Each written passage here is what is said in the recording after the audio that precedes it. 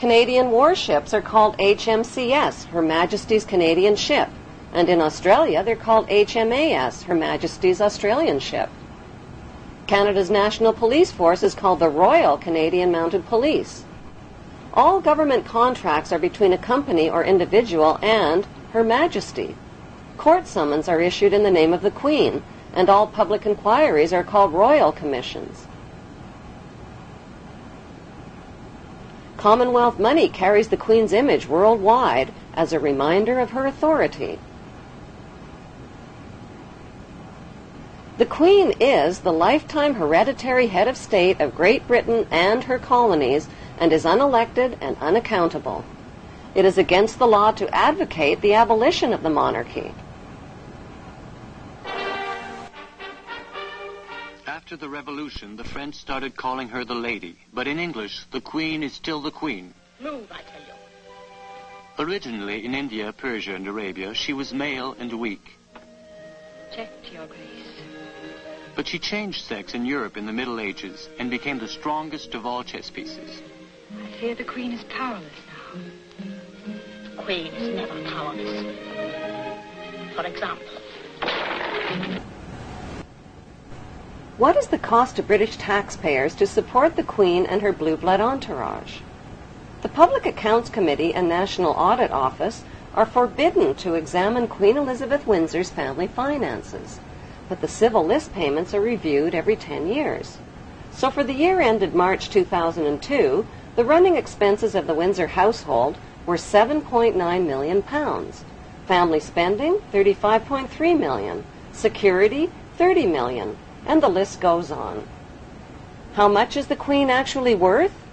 The Queen's wealth is divided into 3 categories.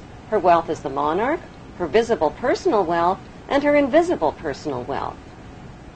The Queen's wealth as the monarch includes 54 Commonwealth nations worldwide, millions of acres of Crown land and resources, thousands of Crown corporations, and the corporate city-state of London, which is the capital of world finance.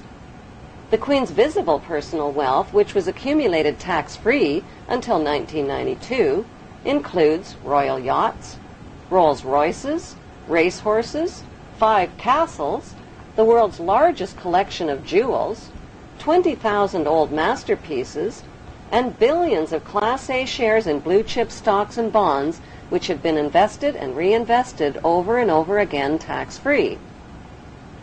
Most of the Queen's family fortune was inherited from her ancestors' illegal opium trade with China and the black slave trade. In 1977, the Bank of England Nominees was established to hide the Queen's personal portfolio of wealth. As the British monarch, the Queen has access to privileged information, state secrets, and the world's top financiers. She is immune to accusations of insider trading or conflicts of interest. Her financial portfolio includes Rio Tinto, General Electric, Royal Dutch Shell, British Petroleum, Archer Daniels Midland, and the list goes on. The Queen's visible billions are but a tiny fraction of her invisible wealth accumulated through the black nobility. What is the black nobility? The black nobility is a wealthy aristocracy of elite ruling families who solidified their power in the 12th century by intermarrying with the wealthy godfather families of Venice, Italy. During the bloodbaths of the Christian Crusades, this brutal Italian oligarchy captured the trading monopolies. Over the centuries, the black nobility have used their power and wealth to rape, plunder, and exploit every corner of the globe. Dr. John Coleman's book, The Committee of 300, describes the history of assassinations, kidnappings, robbery, rape, blackmail, coercion, and terror committed by these inbred families on a grand scale. Today, they enrich themselves from the illegal drug and arms trade using whale-distance intermediaries. An estimated $280 billion in flight capital and drug money flows into their secret Swiss accounts. Who are these ruling black nobility families? They include the House of Hanover, Germany, the House of Habsburg, Austria, the House of Orange, Netherlands, the House of Liechtenstein in Liechtenstein, and most importantly, the House of Guelph in Britain. All of these family houses can be found on Queen Elizabeth II's family tree. The black nobility are the founders of the Committee of 300, which is also known as the Illuminati or Illuminated Ones. Queen Elizabeth II is head of the committee of these 300 ruling families. The Illuminati was formed to achieve one main objective, one world government called the New World Order. NWO spells own, backwards. All of today's think tanks originate from the Committee of 300 and include the Round Table, the CFR Council on Foreign Relations, the United Nations, the Bilderbergs, the Club of Rome, the RIIA, and the Trilateral Commission founded by David Rockefeller. Since the British colonization of America, many powerful American families have formed secret societies that cooperate with the black nobility, like the Skull and Bones fraternity at Yale University, which is rooted in German Freemasonry. Its exclusive members are some of America's most powerful and wealthy men, including 2 United States presidents, President George W. Bush and his father, President George Herbert Walker Bush. The Order of the Skull and Bones is located on the campus of Yale University. John Pogue is a Yale graduate and the producer of a Hollywood movie called Skulls, based on the chilling radiation night. Chosen members enter a windowless hall on campus where they strip naked and lay inside a coffin. During the rituals, they reveal their innermost secrets, including the intimate details of their sexual history. Senior bonesmen dressed in robes chant over the new member in a symbolic death and rebirth ceremony. Each new member takes a vow, swearing a lifetime commitment to the brotherhood, secretly known as the Brotherhood of Death. The crossed bones symbolize the right of new members to double-cross and use any means possible on their rise to power.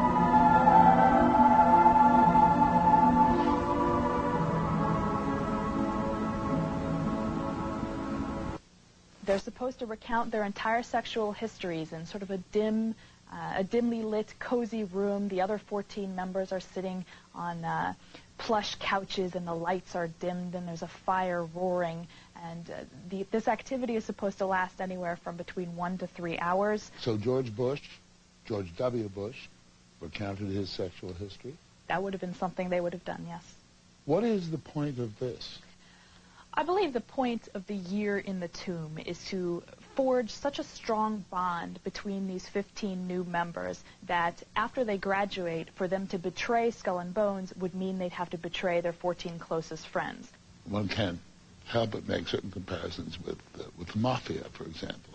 Secret society, bonding, stakes may be a little higher in one than the other, but everybody knows everything about everybody, which is a form of protection. I think Skull and Bones has had slightly more success than the mafia, in the sense that, you know, the leaders of the 5 families are all doing 100 years in jail, and the leaders of the Skull and Bone families are doing 4 and 8 years in the White House.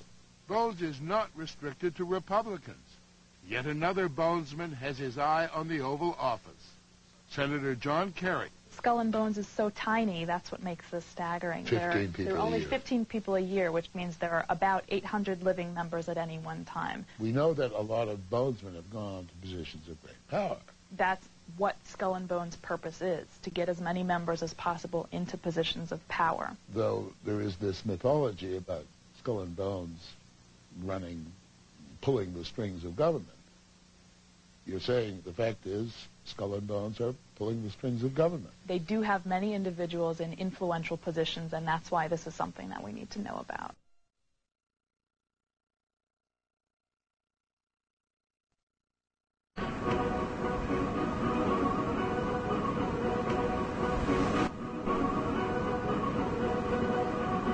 The New England Genealogy Society confirms that 19 U.S. presidents are descendants of King Edward III of England.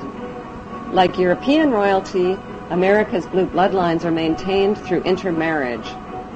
George W. Bush is descended from several kings of England and Scotland. He is also a distant cousin of Queen Elizabeth II of England.